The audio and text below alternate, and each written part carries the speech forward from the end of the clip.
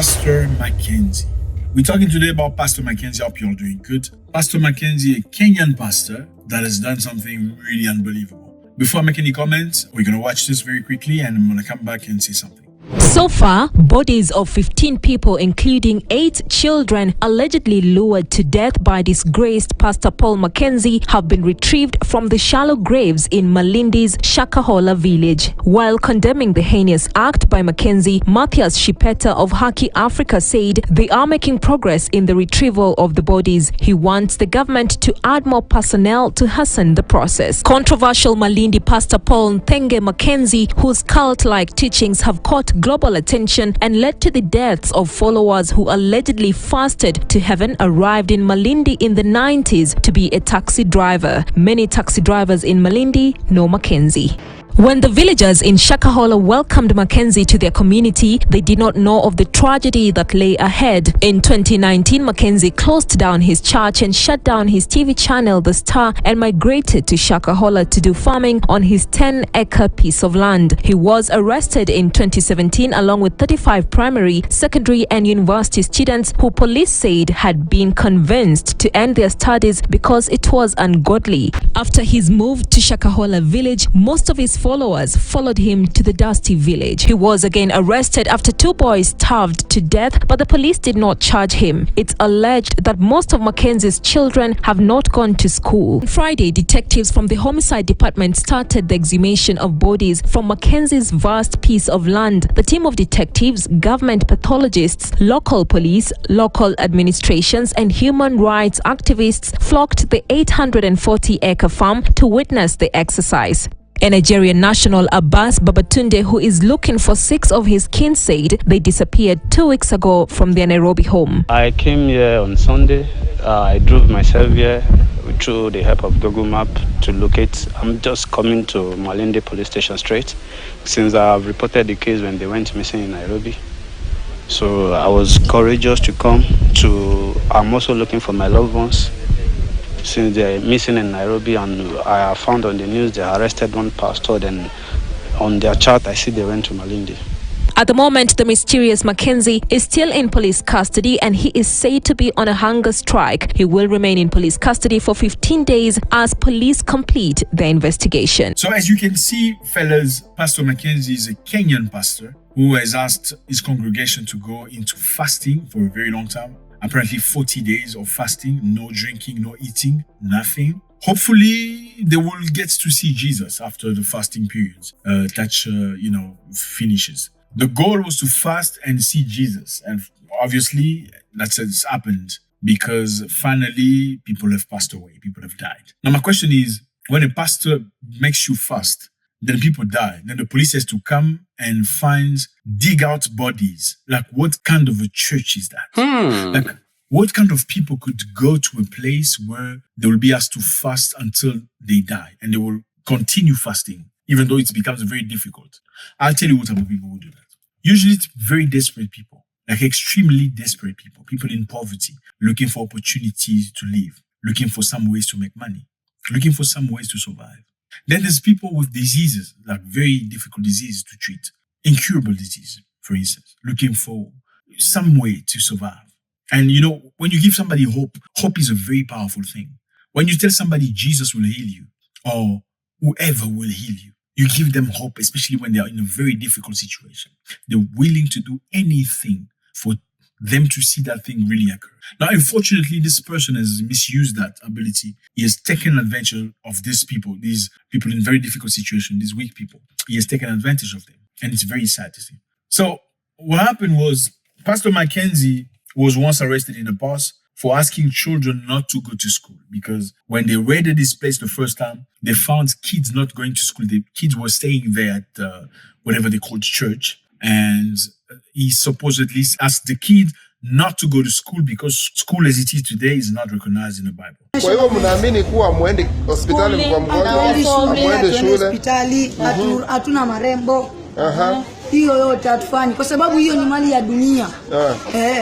Pastor wewe yuko wapi? Pastor yuko hapo. He also was recorded asking ladies not to see a doctor or a surgeon for their pregnancies. Don't go see a doctor, don't go see a doctor when you're about to go give birth because it's not written in the Bible. Adam and Eve had babies without doctors, so you don't need a doctor. This is Pastor Mackenzie. And a lot of his teachings are about the end of time, prophecies of the great judgment and stuff like that. So he has installed a lot of fear into his congregation. Now, what makes me very sad is to see all these Africans, many Africans, mostly intellectuals, because a lot of Africans love university. They're very clever. When it's about discussion on any other thing, they will talk to you in special English and bring out all these concepts that are unbelievable. Like they will show you that very well resourced. Now, when it comes to spiritual things, it's unbelievable how African can dumb down. It just blows my mind. How do you go to a place with your entire mind? How do you go to a place, start fasting, not eating, not drinking until you die? So there's not a moment where you say, you know what, this is actually wrong. I feel like I can't handle this anymore. You continue to believe that you're going to see Jesus after this fasting of 40 days, ignoring the fact that your body needs nutrients to survive. I don't understand that. It's very sad. For those of you who know, who have experienced it, you will see in many families that firmly believe in this new Jesus.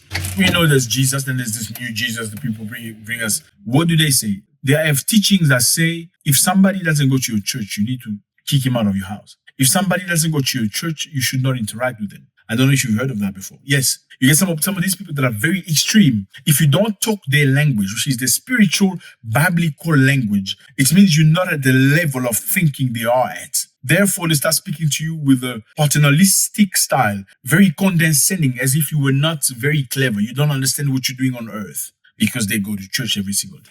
Unfortunately, you will notice that some of these people are the ones that do the most critical things ever. I've personally witnessed some of these people that go to church regularly abandon their brother in a hospital in a foreign country just because he doesn't go to church. They say that's the price he gets from not going to church. Therefore, nobody's going to visit him. The guy had his broken leg. They were just about to chop it off. None of his sisters and brothers went to visit him because he doesn't go to church. And this is sad. I don't know if Jesus has ever preached anything similar to that in the past. I don't know. I don't understand. I firmly don't believe that. These are the people that will not help the poor in the street because they're too scared the poor will take whatever money you give them and take it to the other world and block you so that you don't get any more money. Where do you get these things from? Like, which Bible do you read? In what verse of the Bible it says if you give money to a poor person, he has the ability to go to another world and block you? Like, how does that even make sense? Because the Bible says to you, you must help the poor. You must assist the widows. You must be there for the orphans. Those are commands that they're asking you to do. How can commands put you in jail, in spiritual jail? It makes absolute no sense. Because I firmly believe if you have to be blocked spiritually, you must have been doing something negative. You must have been sleeping with somebody's wife. Yes, then we can believe you. You must have been stealing or you stole somebody's money. Then they put a curse on you. That's we can believe. You've done something wrong to somebody, wrongfully, and you put a curse on you. That's maybe we can believe. But I see it's very difficult to believe that somebody you just helped with some of your money, with your good heart, can have the ability to go somewhere and block you. I don't see how God can allow that because it's not written anywhere in the Bible. If there's such a verse, please show me. Maybe I'm ignorant. And these are the people that do these type of things. Praying is a good thing. Becoming a fanatic, it's really, really bad. And this is the way a lot of Africa moves. What makes me sad is if you look very carefully, you will notice that the countries that seem to pray the most in Africa or in the world are the poorest countries. I know it's very sad to say. The countries that seem to be praying the most are the poorest countries in the world. Why? It's self-explanatory. Misery, lack of opportunity, lack of jobs, lack of money pushes people into spirituality. The very same spirituality will ask you for money, offerings. Then you get back to the same poverty again. Instead of finding opportunities and ways of building human beings, ways of creating jobs, ways of creating opportunities for the youth, they create churches. What do you expect? A pastor in Kenya who used to be a taxi driver.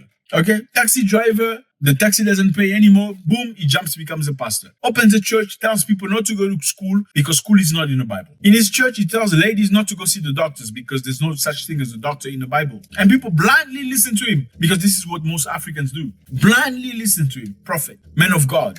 Ask them to fast because they will supposedly come closer to God through fasting. They fasted way too long. And finally, they had to go dig them from the grave because they all died. What happened to these people? Were they drugged? Were they poisoned? What happened to thinkers, cerebral material, brains? I don't know. Once more, praying is a very good thing. It's necessary for human being to have belief, to have faith, in order for him to move swiftly for his direction, for his goals in life. But praying should not become something that prevents you from using your brain, because God did not put a brain in your skull in vain. God bless.